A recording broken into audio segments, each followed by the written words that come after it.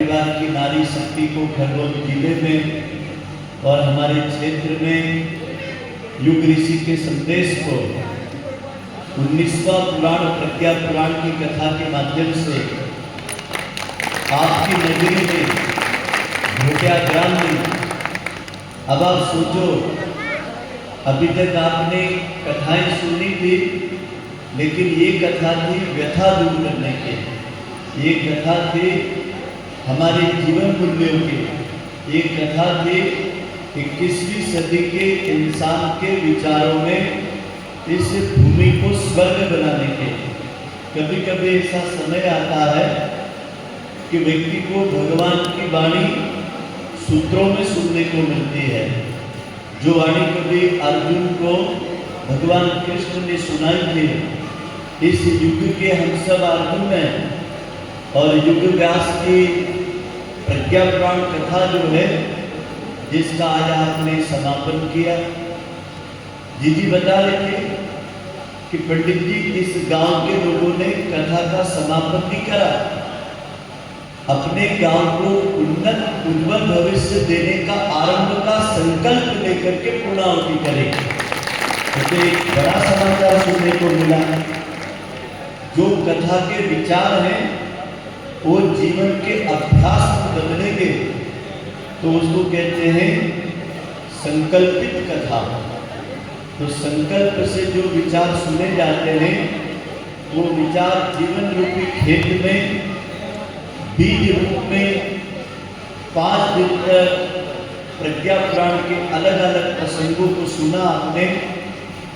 और आज आपका परिवार दिव्य दंपत्ति शिविर के माध्यम से एक बहुत बड़े जीवन के अध्याय को सुनने जा रहा है, जिसे कहते हैं सफल दाम्पत्य जीवन तो सुखी परिवार। अच्छा, कोई ऐसा सोच ले कि कार से, बंगले से, रूप रंग से, अच्छी बड़ी नौकरी से कोई सुखी हो जाता होगा? तो फिर इतने लोग डिप्रेशन की दवा क्यों खा रहे हैं? इतने लोग नींद की गोली क्यों खा रहे हैं?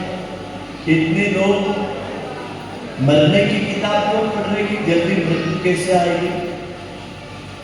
एक साहित्यकार को मैं पढ़ रहा था, तो उसने लिखा कि इस दुनिया में सबसे ज्यादा वो पुस्तक बिकती है 108 प्रकार के आत्महत्या करने के आसान तरीके की किताब बहुत बिकती है।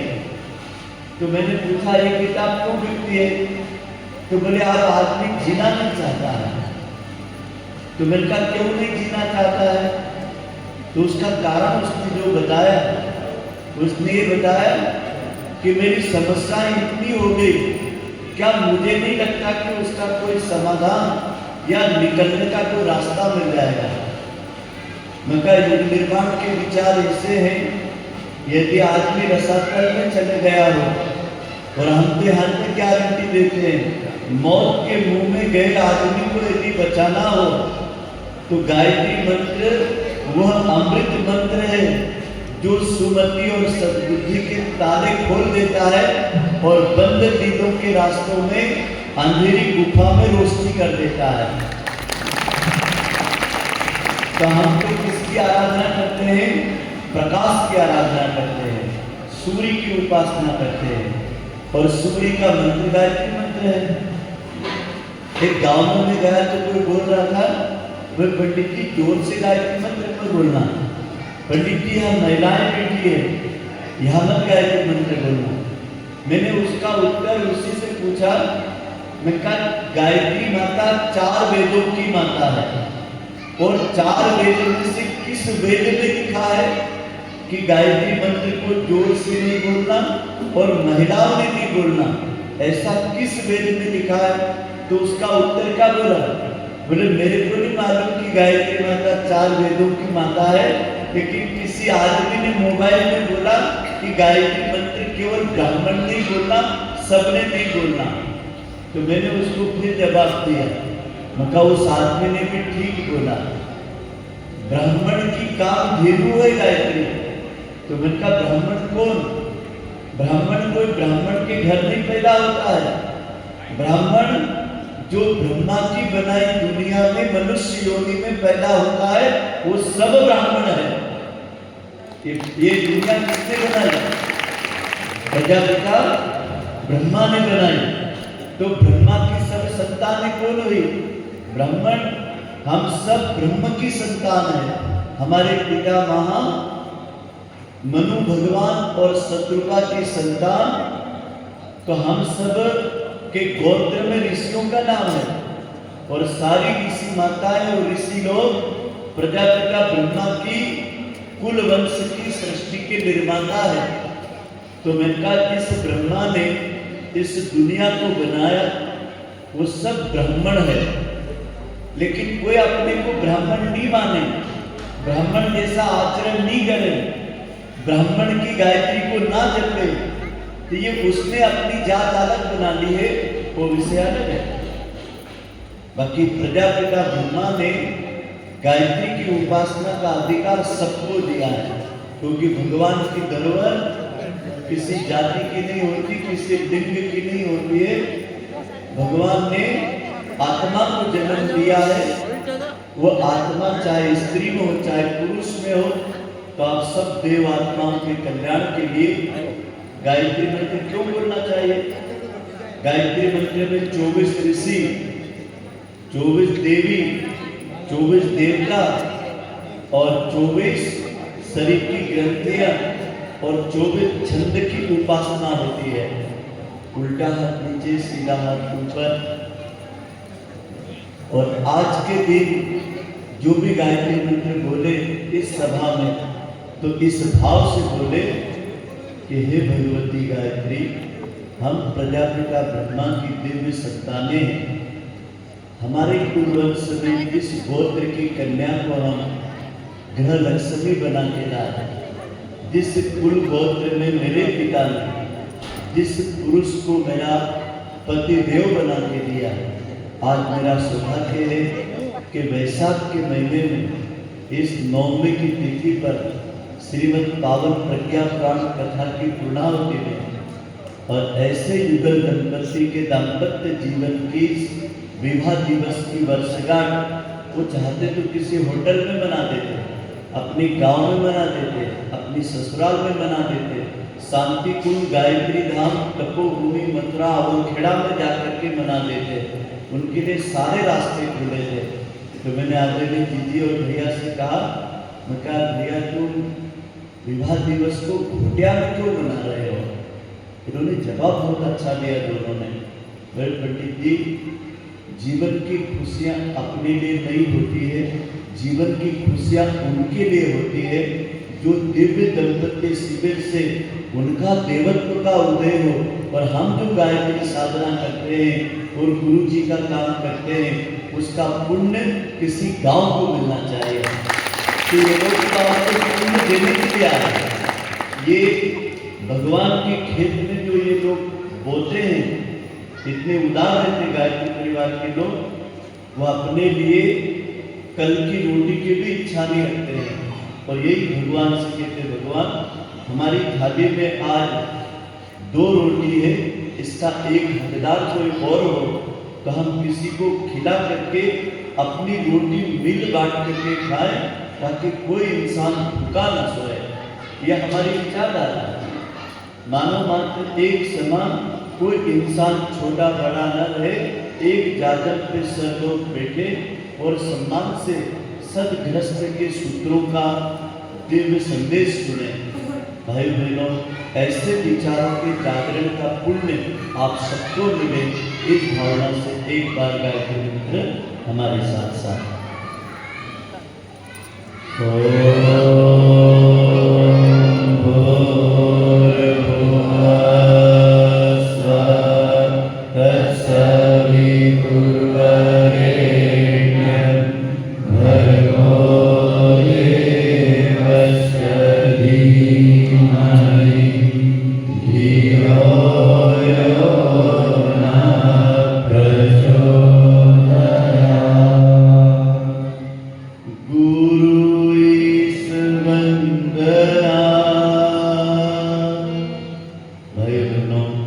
गुरु व्यक्ति नहीं है, गुरु चेतना है, गुरु शक्ति है। सौभाग्यशाली हैं कि हम किसी व्यक्ति को गुरु नहीं मानते हैं, हम किसी पंथ संप्रदाय में दीक्षित नहीं है, हम परम चेतना को, प्रकाश की चेतना को गुरु मानते हैं, ज्ञान को गुरु मानते हैं। अपने जीवन में जो अज्ञान है उसे दूर कर दे, अपने जीवन में जो अंधेरा है उसे रोशनी में बदल दे। ऐसे परम प्रकाश की 100 साल की शताब्दी जिस दीपक को स्वयं भगवान ने जलाया था, आज से 100 वर्ष पूर्व भगवान ने इस धरती की भारत माता को 2 भुजाएं दी। एक भुजा का नाम है आरएसएस, 1925 में उसका जन्म हुआ। एक भुजा का नाम है गायत्री परिवार, इसका जन्म 1926 में हुआ। ये दोनों भाइयों ने मिलकर के भारत माता की 2 शक्तियों को संभाला।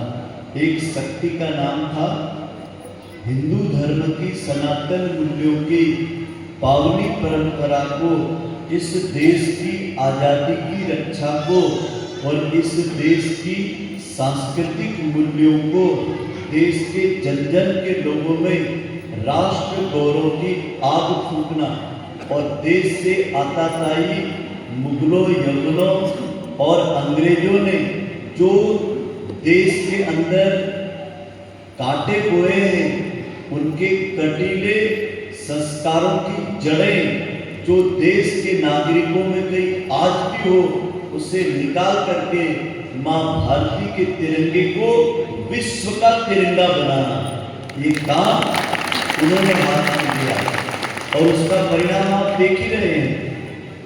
जहां 190 देश के लोग, आज पाकिस्तान एक तरफ हो गया और पूरा विश्व भारत के साथ खड़ा हो गया। सोच के देखिए ये किसके कारण हुआ? आपके तिरंगे की ताकत को लोग समझ गए कि ये घर में घुस के भी मार सकते हैं और धरती से जाके चांद पे भी तिरंगा लहरा सकते हैं। तो हमने चांद पे भी तिरंगा लहराया है और पाकिस्तान में और बांग्लादेश की सीमा में, पीओके की सीमा में दुश्मनों के घर जाकर के उनको मारा है। यदि किसी ने आंख उठाई तो हमने उसको बर्दाश्त नहीं किया, अन्यथा किसी की जमीन पर 1 इंच पर भारत ने कभी कब्जा नहीं किया। हमारे जितने पड़ोसी देश हैं, हमने सबको रोटी पानी, कोविड के समय में हमने जितनी वैक्सीन बनाई, पास के देशों को भी हमने बांटे। हम लोग बहुत उदार हैं, हमारे पूर्वज बहुत ईमानदार थे। इनको तो जगह मिल गई थी, लेकिन हमारे पूर्वजों ने इनको भाईजान कह करके इनको आड़ोस पड़ोस में काम दे दिया। हमने कोई गलती नहीं करी, लेकिन आपसे निवेदन है भाइयों बहनों कि सनातन धर्म की कोख को एक बेटे ने जगा दिया और दूसरा बेटा कौन था? सनातन धर्म के जो संस्कार थे, काहे के देवताओं के संस्कार, ऋषियों के संस्कार, राष्ट्र की प्रकृति और संस्कृति को बचाने के मूल्य, उस पर एक योद्धा ने इस धरती को बचाने का भगवान ने संकल्प लिया, उसके दिए की गोद में कठोर तप किया। इन दोनों की शताब्दी उत्सव पर्व पर आज घोटिया में उन्हीं के लोक सेवी कार्यकर्ता आज आपके बीच में दिव्य दंपति शिविर के माध्यम से इस घोटिया गांव के इतिहास में एक नई लाइन जुड़ जाएगी कि साहब, जब गायत्री परिवार का आरएसएस का शताब्दी काल चल रहा था, जब यहाँ दिव्य दंपति शिविर में युगल दंपतियों की तरह 80 साल और 75 साल के बुजुर्गों ने भी मां के साथ दादाजी ने माल्यार्पण किया था।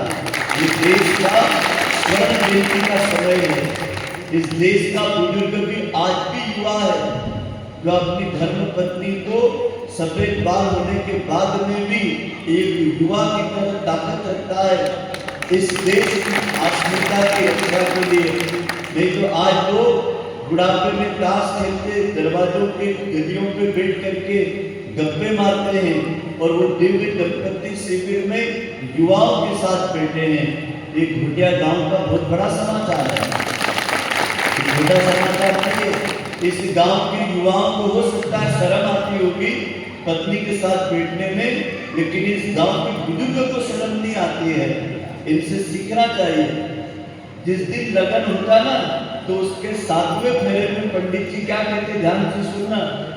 हे गृह लक्ष्मी, मैं तुम्हें वचन देता हूँ कि कभी तीर्थ यात्रा जाऊंगा, यज्ञ में जाऊंगा और किसी समाज के न्योते पर कोई जोड़े का जोड़ा, चाहे 16 सोमवार का जोड़ा हो, चाहे कुल वंश की पूजा का जोड़ा हो, चाहे राष्ट्र निर्माण के किसी संस्कार में जोड़े से बुलाया, तो हे गृह लक्ष्मी, तुम्हें वचन देता हूं कि मैं तुम्हें साथ लेकर के जाऊंगा। आज जो लोग अपनी पत्नियों को लाए ना, उन्होंने सच में वेद की वो शिक्षा का सम्मान किया। गायत्री परिवार ने आज तो कम से कम अकेला नहीं बुलाया था, 5 दिन कथा में कोई भी आओ, लेकिन पूर्णाहुति में निवेदन किया गया था कि जोड़े से आना। तो हो सकता है जितने जोड़े आए हैं, और यहाँ तो मेरे को बाहर गाँव के जोड़े ज्यादा दिख रहे हैं, खरगोन के आसपास के आदरणीय योगेश जी और जीजी के कोई साधु भाई है, कोई मामा जी के बहू बेटे हैं, कोई मौसी के बहू बेटे हैं, ये लोग ज्यादा दिख रहे हैं। इस गांव के दंपतियों को यहाँ से बैठे बैठे इनके घर की दीवारों को सुना करके मैं भगवान से प्रार्थना करूंगा, इनका दाम्पत्य जीवन सुखी रहे, इनके बाल बच्चे महान बने और छोटिया गाँव और तरक्की करें। इसीलिए हम ये कार्यक्रम का आह्वान कर रहे हैं। सदगुरु का ध्यान करें, जिनके विचार भी आपको हम देंगे, हमारी कोई वाणी नहीं है।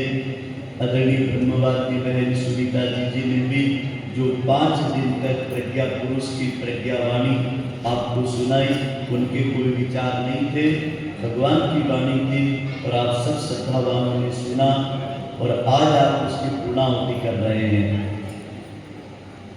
ध्यान मूलम गुरुर्मूर्ति, पूजा मूलम गुरुपदम, मंत्र मूलम गुरुर्वाक्यम, मोक्ष मूलम गुरु कृपा, मोक्ष मूलम गुरु कृपा।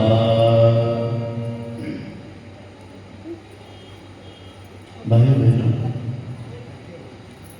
एक कोई इंसान बहुत रो रहा था। किसी ने पूछा कि भाई मेरे रोने का कारण क्या है?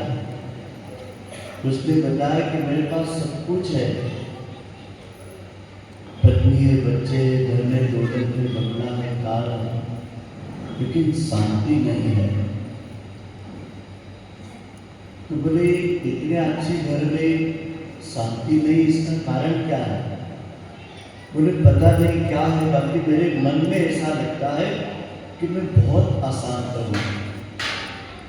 तो फिर समझ में आई बात, आज हो सकता है वो तो एक व्यक्ति होगा, उसके आंसू देख के किसी ने पूछ लिया, लेकिन हम लोगों के शायद आंसू बाहर नहीं निकल रहे होंगे, लेकिन हर इंसान इस समय अशांति का शिकार होता है। वो सौभाग्यशाली होंगे कि जिनके चेहरे पर एक शांति है, मन में एक संतोष है और घर में संस्कारों का दिव्य वातावरण है। वो तो एक संस्कारित परिवार है, लेकिन आम आदमी क्यों अशांत है?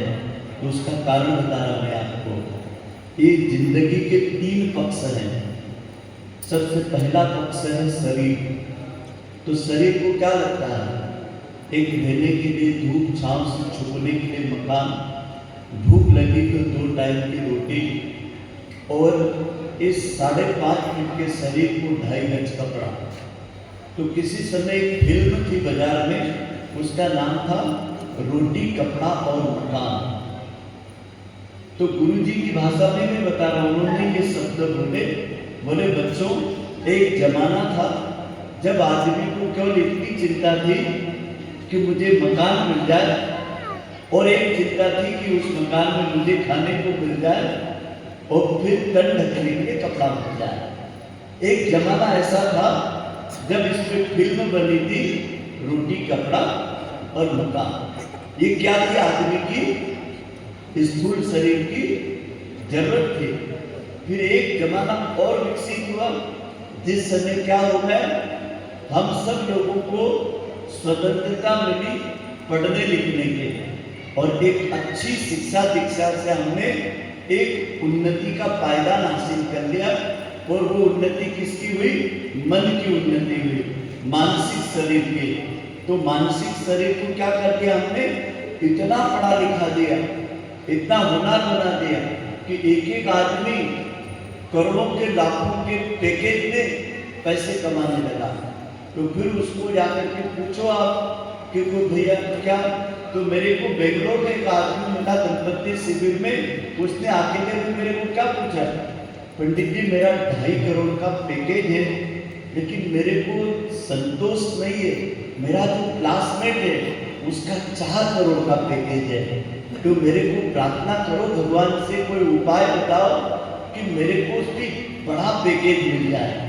तो मैंने हैरान होकर के बोला, मुझे जिसके जेब में 2.5 रुपए नहीं है और तू 4 करोड़ के पैकेज वाले की इस प्रकार का मंत्र है, और तेरे पास 2.5 करोड़ रुपया हर साल मिल रहा है, वो कितने साल से मिल रहा? तो बोले 12 साल से। अब 12 साल से जो 2.5 करोड़ रुपया साल का कमा रहा, वो आज भी भीख का कटोरा लेके खड़ा है कि मुझे बोलो बोलो जल्दी बोलो और चाहिए। अब बताओ गरीब है कि अमीर है? जल्दी बोलो, गरीब है। वो इतना धन पा करके भी जिसको और चाहिए, इसका मतलब है कि मन का कंगाल आदमी है।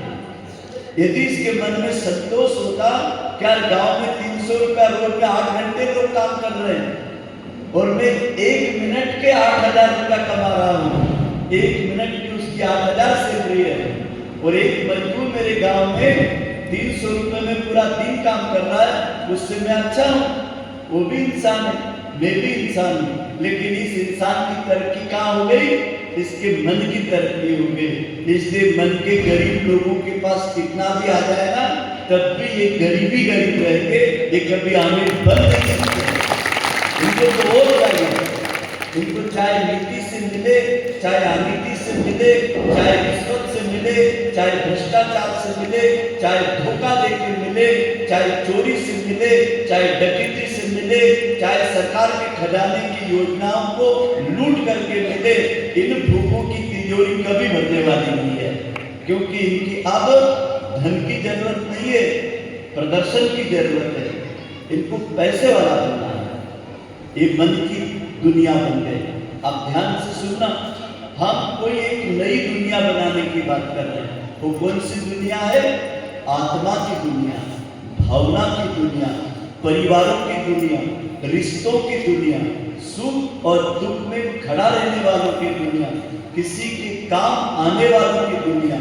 और उस दुनिया का नाम है आत्मविस्तार, उस दुनिया का नाम है भाव योग का विस्तार, उस दुनिया का नाम है आत्मवत् सर्वभूतेषु वसुदेव कुटुंबकम। मेरा परिवार इतना बड़ा नहीं है, ये विश्व मेरा परिवार है। मेरे परिवार में कोई जाति पाति की कोई दीवार नहीं है, मेरे परिवार में कोई सीमा नहीं है।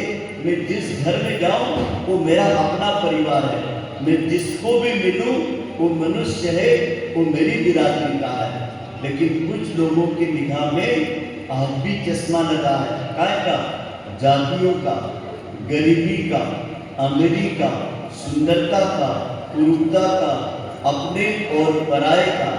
इसीलिए हम उस भेद को मिटाने के लिए, एक दिव्य दुनिया के निर्माण के लिए, एक दिव्य समाज के निर्माण के लिए, एक दिव्य मानव को घड़ने के लिए दिव्य दंपत्ति शिविर लगाते हैं। क्योंकि आप से ही तो दुनिया बनती है। एक पति पत्नी क्या बनाते हैं? घर बनाते हैं। और घर से क्या बनता है? मोहल्ला। मोहल्ले से क्या बनता है? गांव। और गांव से क्या बनती है? तहसील, जिला और प्रदेश। और प्रदेशों से क्या बनता है? देश। तो देश की रीढ़ कहाँ है? देश की नींव कहाँ है? एक गृहस्थ के पास है। गृहस्थ 2 प्रकार के होते हैं। एक होते हैं पति पत्नी, जिनको आप दंपत्ति कहते हैं, और एक होते हैं सदगृहस्थी। और सदगृहस्थी के घर में देवता पैदा होते हैं और पति पत्नी के घर में बच्चे पैदा होते हैं। तो जिनके घरों में बच्चे पैदा होते हैं ना, वो पतन के रास्ते पे जाते हैं। और जिनके घर में दिव्य दंपत्ति शिविर के सूत्र हैं, वहाँ सुसंतति जन्म देती है, जो व्यस्तों से बचती है, फैशन से बचती है, बड़े भयंकर रोगों से बचती है और अपने जीवन में सबके हित और सबके कल्याण का सोचती है। तो हम तो इंसान को जगाने आए हैं। तो गीत की 4 पंक्तियां क्या कहती है? जागेगा इंसान जमाना देखेगा, नवयुग का निर्माण जमाना देखेगा और इस धरती पर भगवान जमाना देखेगा।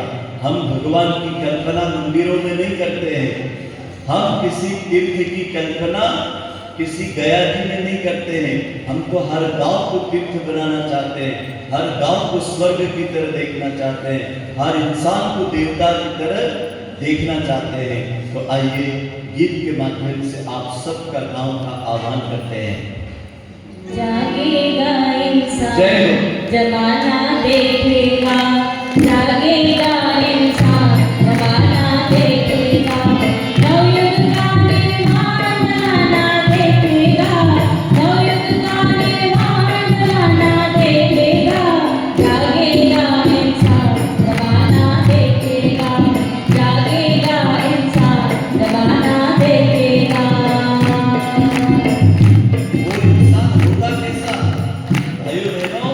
वो इंसान कभी भी अकेला नहीं दुख में रोएगा। वो इंसान होगा कैसा? जैसे आपने राम और कृष्ण का व्यक्तित्व देखा होगा। तो सुनिए गीत की पंक्तियां क्या कहती है।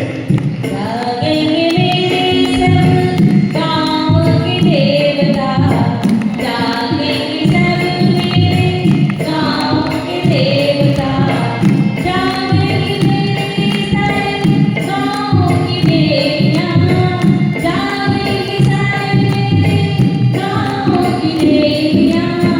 उतरेगा स्वर्ग धरती पर जमाना देखेगा, उतरेगा स्वर्ग धरती पर जमाना देखेगा, जागेगा इंसान जमाना देखेगा, जागेगा इंसान जमाना देखेगा, नवयुग का निर्माण जमाना देखेगा, नवयुग का निर्माण जमाना देखेगा, जागेगा इंसान जमाना देखेगा, जागेगा इंसान जमाना देखेगा।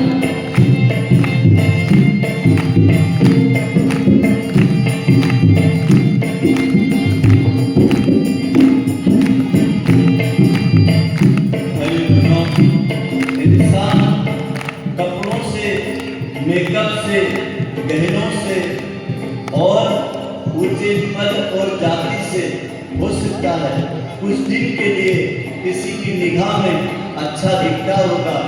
लेकिन भाई बहनों, हमें देखने वाला अपने अंदर उसके दर्शन कर ले। ऐसा भला इंसान, ऐसा सज्जन इंसान, ऐसा देव मानव इंसान जो इंसान से प्रेम करे, इंसान के काम आ जाए। तो हम कौन से इंसान की बात करते हैं? जागा हुआ इंसान कैसा होता है? इस अंतिम पंक्तियों में अब भाव से सुनना कि जागा हुआ इंसान होता कैसा है।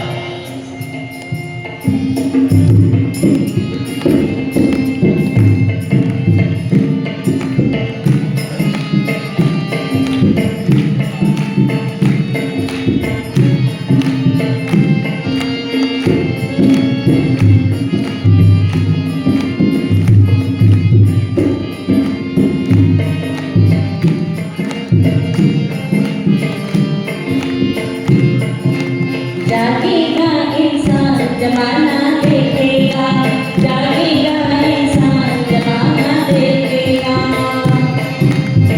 मिलजुल कर होंगे सारे खुशियों के मेले, मिलजुल कर होंगे सारे खुशियों के मेले। कोई न रो पाएगा दुख में अकेले, कोई न रो पाएगा दुख में अकेले, जागे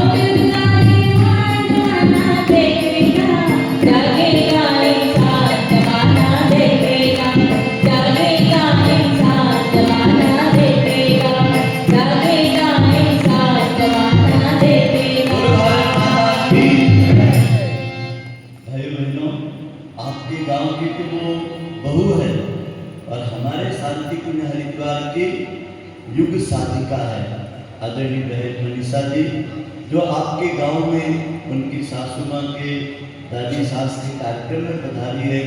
मैं बड़े सम्मान के साथ में ब्रह्मवाद की बहन को आह्वान करूंगा कि हमारे दंपतियों को और इस नगर वासियों को अपने दो शब्द गंगा की गोद हिमालय की छत्र छाया के आशीर्वचन के दो शब्द करें। और आइए हाँ, इनको पुष्पांजलि पहले दे। ओम मंगलम भगवान विष्णु मंगलम गरुड़ध्वज मंगलम पुंडरीकाक्षो मंगलायस्तनो हरि। इस शांति कुंज हरिद्वार की ओर से फूल खिलाइए आपके गांव की बहू शांति कुंज की बेटी, और इन दंपतियों को गुरुदेव माता जी का, गंगा माता का रूप वस्त्र परम श्रद्धेय डॉक्टर साहब जी की ओर से मंगल आशीष देने के लिए आई है। हम आपका स्वागत करते हैं घोटिया गांव के इस पवित्र कार्यक्रम में। अपने दो शब्द आशीर्वचन से इधर निकल जाए। सुनो भाई। आदरणीय भाई साहब जी को प्रणाम और मेरी बंदी दीदी और भाई साहब जी को भी प्रणाम। मेरा बड़ा सौभाग्य है कि जो मैं इस घोटिया ग्राम की बहू और बस मेरा बड़ा मन था कि मैं इस कार्यक्रम में शामिल हूँ, लेकिन कुछ ऐसी परिस्थिति के कारण मैं कार्यक्रम को नहीं आ पाई, पर मैं लास्ट में आई। बस कुछ नहीं। धन्यवाद। भाई बहनों, आप सबसे निवेदन है, आधा घंटा तो आप बैठ सकते हैं। मुझे भी दूर जाना है, ध्यान से सुनना। अब अपन प्रवचन नहीं करेंगे, कुछ शपथ देंगे। नंबर 1, इस दुनिया के अंदर जितने भी लोग दुखी हैं उसका समाधान कहाँ मिलेगा? तो उसका समाधान 4 वेदों में, भगवत गीता में और समस्त जितने संत हैं उनके पवित्र ग्रंथों में एक सूत्र दिया है। संयम जीवन का मूल है और समाधान संयम की साधना ही जीवन की उन्नति है। संयम से जीवो, दबाव से नहीं। संयम से जीवो, तनाव से नहीं। संयम से जीवो, स्पर्धा से नहीं। संयम से जीवो, फैशन और व्यसन से नहीं। संयम से जीवो, प्रदर्शन से नहीं। ग्रस्त व्यक्ति का दुखी होने का एकमात्र कारण संयम का टूटना। विवाह के लग्न में भी आचार्य जी तीसरे सूत्र में यही कहते हैं कि हम दोनों पति पत्नी सदगृहस्थ के अनुशासन का पालन करेंगे और संयम से परिवार रूपी बगीचे का सुव्यवस्थित संचालन करेंगे। हमको एक परिवार बगीचे के रूप में मिला है। इसका मतलब तो ऐसा है, हमें उस परिवार का माली बनना था, लेकिन गलती से हम मालिक बन गए। तो हमने क्या बोला, ये मकान मेरा है, ये खेत मेरा है, ये दहेज के बर्तन मेरे हैं, इतना तोला सोना मेरा है। वो परिणाम क्या होता गया, परिवार टूटते गए मेरे के कारण। और यदि जिस दिन आप ये कहते कि मैं इस परिवार का माली हूं, और माली होने के नाते ये परिवार का बगीचा इतना सुंदर रहे, इसके खिले हुए फूल देख करके भौरे आ जाए, इसके पके हुए फल देख करके प्यासे पक्षी आ जाए, इसके हरे भरे बगीचे को देख करके मेघ के बादल कहीं योजन किलोमीटर दूर से दूर जाते हो, तो बादल इन हरितिमा को देख करके दिल चोचार यहाँ मेघ बरसा करके आ जाए। ऐसा होता कब, जब मैं घर का मालिक की जगह माली बन जाता। आपको एक सूत्र याद करना है कि हम माली बन करके इस घर का सुंदर वातावरण बनाएंगे। और दूसरा क्या थे, हम इस समाज में आकर के अपने जीवन की अपने घर के लोगों की एक किताब के लेखक थे। जैसे रामचरितमानस आप पढ़ते हो ना, ये ऋषि वाल्मीकि ने जब लिखा, जब राम जी पैदा नहीं हुए थे, उन्होंने केवल ध्यान में देखा कि इस धरती के ऊपर एक ऐसी परिवार व्यवस्था आएगी और इतना आदर्श, इतना मर्यादित महापुरुष धरती पर आएगा। तो उनका नाम आपने क्या बोला? बोलो, राम बोला कि मर्यादा पुरुषोत्तम? बोलो, क्या बोला? अरे भाई, उनका नाम तो क्या करा था? नामकरण संस्कार में क्या नाम रखा था? ऋषि वशिष्ठ ने नामकरण संस्कार में नाम क्या रखा? राम। लेकिन राम ने जिंदगी की किताब लिखी, किसके द्वारा? अपने आचरण से। और उस किताब का नाम क्या बन गया? रामचरित मानस। राम का मानस क्या था? उसका चरित्र। व्यक्ति का चरित्र ही उसके मानस से प्रकट होता है। जो मैं आपके सामने बैठा हूं, ये किसी मां के पेट से नहीं बैठा हूं, किसी ने कपड़े पहना के नहीं बैठाया, किसी ने मुझे दक्षिणा देके नहीं बिठाया। मेरे पास कोई चरित्र की संपत्ति है, मेरे पास कोई मानस की संपत्ति है। तो आप सब बुजुर्गों ने हम लोगों को यहाँ बिठा दिया, नहीं तो हम भी आपके बराबरी के ही है, हम भी आपके समाज के ही है, हम भी आपकी स्थिति के ही है। वही पंच तत्व आपका, वो हमारा। लेकिन फर्क थोड़ा हो गया। फर्क ये हो गया कि हमने अपने मानस को विकसित करने की साधना से जुड़ गए। तो हमारा निवेदन है कि जिंदगी में अपनी जिंदगी की किताब के लेखक बन के दुनिया से जाओ। हार मास से विदा तो सब होंगे, मैं भी होऊंगा, आप भी होंगे। लेकिन जिस दिन इस गांव के अंदर किसी व्यक्ति का कोई चरित्र पढ़े, इतिहास में कोई बच्चे पढ़े, तो उन्होंने ये पढ़ना चाहिए, इस गांव में सबसे ज्यादा गाय किसने पाली, इस गांव में समाज को सबसे ज्यादा जोड़ने का काम किसने करा, इस गांव में कौमी एकता किसने करी, इस गांव में तालाब किसने बनवाया, इस गांव में दुखी लोगों को सुख पहुंचाने के लिए, स्वास्थ्य के लिए दवाइयां किसने बांटी, इस गांव के अंदर गुरुकुल में किन बच्चों ने अपने बच्चों को पढ़ाया। उन माँ बाप का इतिहास लोग पढ़ेंगे कि इनके माँ बाप ने, इनके बुजुर्गों ने, इनके पूर्वजों ने अपने बच्चों को गुरुकुल की शिक्षा दी और गुरुकुल में इन बच्चों को पढ़ाया। इन बच्चों को भारतीय संस्कृति के पन्नों के साथ उनका विकास किया। आपसे निवेदन है भाइयों बहनों, ये इतिहास लिखने का समय है। कभी कभी कोई समय आता है जब लोग इतिहास लिख के जाते हैं, उनके इतिहास पढ़े जाते हैं। तो जो आप एक कथाएं सुनते हो ना, अभी दीदी ने जो 5 दिन कथा सुनाई ना, तो उनकी सुनाई जिन्होंने इतिहास के पन्नों पर कुछ लिख के गए थे। अब नंबर अपना है, उदाहरण अपने को बनना पड़ेगा। कब तक सुनोगे? कोई बोले मैंने 12 बार रामायण सुन ली, फिर भी घर में घरवाले से झगड़ा कर ही रहा है। बोले मैंने 12 बार भागवत कथा सुन ली, फिर भी भाई को हार महीने जेल में ले जाने के लिए धमकी देता है। वो एक भाई बोल रहा था, बोले 4 बार मैंने चारों धाम की यात्रा कर ली और घर के धाम के बाजू में एक बूढ़ी माँ रहती, उससे वो झगड़ा करता है और 4 धाम पूरी यात्रा कर ली। मगर 4 धाम जा करके एक बुढ़िया माँ को अपना नहीं सका हो, 4 धाम की यात्रा करके पत्नी को सम्मान नहीं दे सका हो, 15 बार रामायण और भागवत सुनने के बाद 5 झाड़ धरने पे नहीं लगाए हो, तो ऐसी कथा किस काम की, ऐसी तीर्थ यात्रा किस काम की जो आदमी को तीर्थ जैसा ना बनाए, आदमी को भगवान जैसा ना बनाए। तो हमें भगवान ने जो विचार दिए ना, वो हमारे इतिहास के पन्नों पे अपने आचरण से लिखने हैं। और अंतिम क्या है? हमको भगवान ने इस जिंदगी का एक शिल्पकार बनाया है। बोलो, क्या बनाया है? ये 5 तत्व की खिलौने को हमको हाथ में दे दिया। आप चाहो तो इसको गणेश जी बना दो, आप चाहो तो इसको वीरप्पन ला दे, आतंकवादी बना दो। इस दुनिया के अंदर अपने निर्माण की 6वीं हथौड़ी अपने द्वारा चलेगी। तो हमको सज्जन बनना है, दुर्जन बनना है, किसी का घर जोड़ने वाला बनना है, किसी का घर तोड़ने वाला बनना अपने हाथ में है।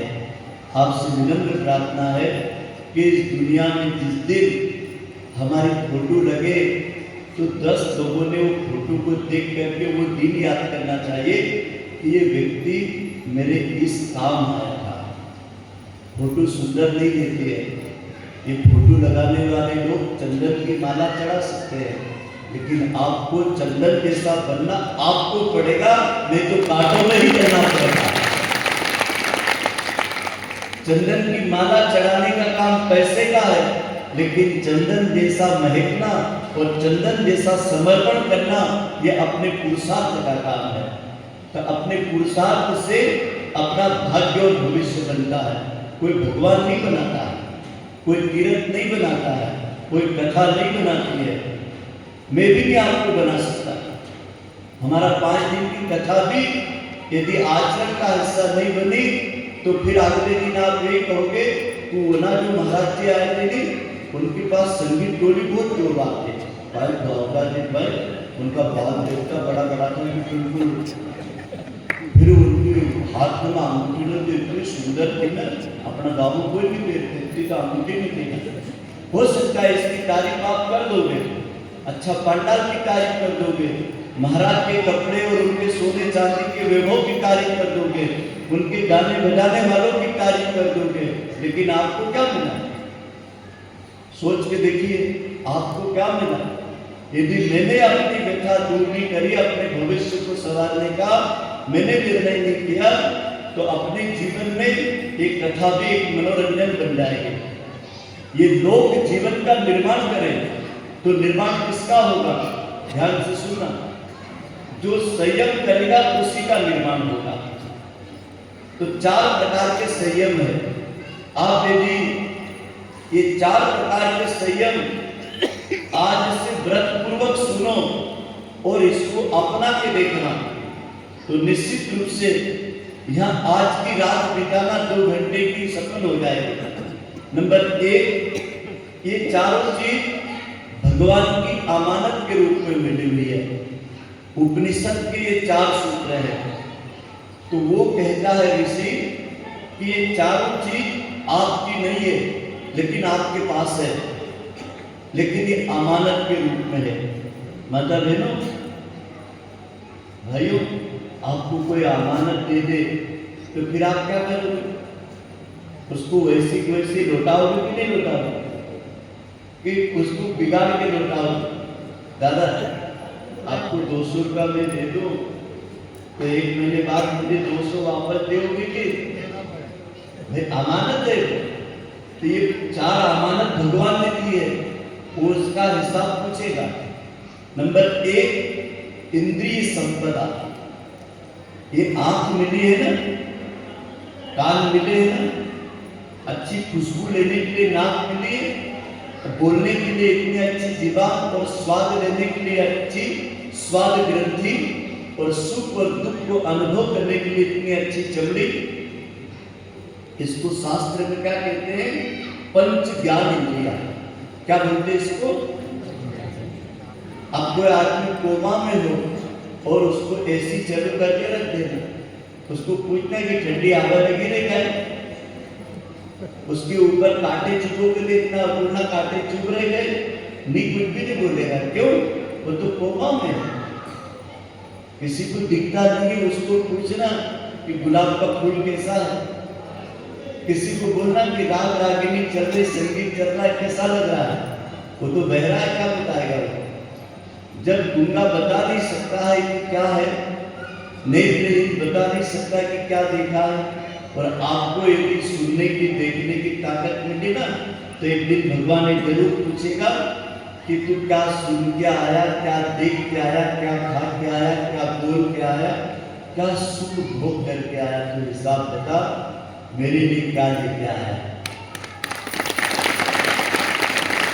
तेरे को मैंने वाणी दी थी मेरा नाम ले लेंगे, देख कितने नाम मेरे लिए आंखें दी थी कि सुबह शाम तू मंदिर में राम और कृष्ण के दर्शन कर लेगा, लेकिन तेरी औलाद तेरे परिवार के दर्शन करते रहा, जो तुझे आग में जलाने के केवल काम आएंगे, और तेरी संपत्ति को नहीं ठीक से बांट के आए तो कोर्ट में ले जाके मरे बाप को जिंदा करेंगे।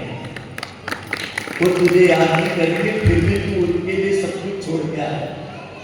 सोच के छोड़ना, मैंने तुझे कान दिए थे हरि नाम को सुनने के लिए, किसी की तारीफ और सत्संग के लिए, लेकिन तूने इन कानों से दुनिया की फिल्में देखी, दुनिया की फिल्में सुनी और दुनिया की बुराइयां सुनी, कभी किसी की तारीफ सुन नहीं पाया। इन पैरों से, इन हाथों से अच्छी जगह चल और कमा नहीं सका। एक निवेदन है कि इन इंद्रियों के लूट जाने के बाद इसकी कीमत समझ में आती है। एक कोई दादाजी को अगर हमने बोला, मुझे दादा तब भी चलो,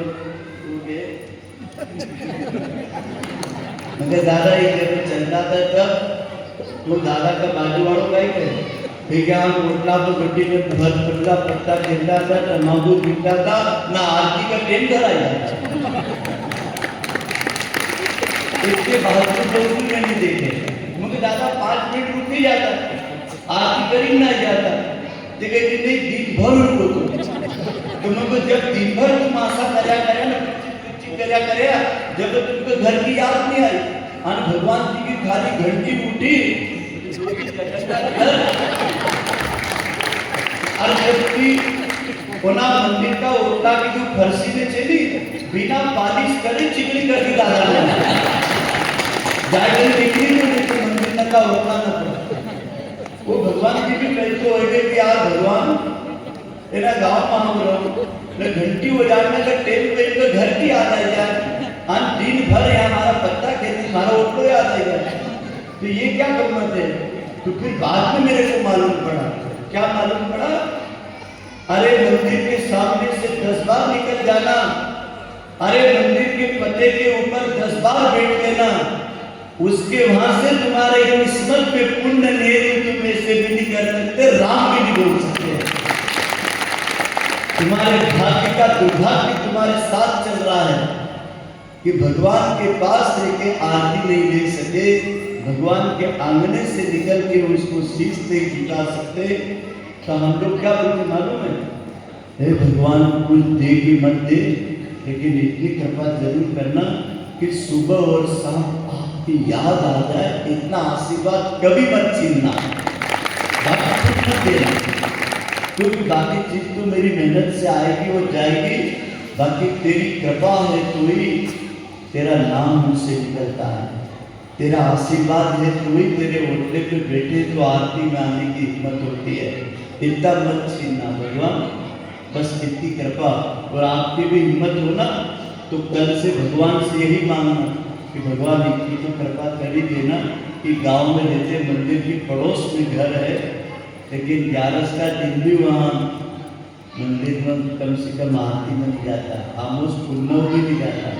तो आपसे निवेदन है कि अपने जीवन में जो मंदिर बने हुए ना, बड़े बड़े मंदिर बनाने से कोई भगवान खुश नहीं होते हैं, वहाँ सुबह शाम जाते कितने लोग हो, वहाँ त्योहार पे कितने लोग वहाँ बैठते हो, तो ये है आपका समय का सदुपयोग करना सीखो।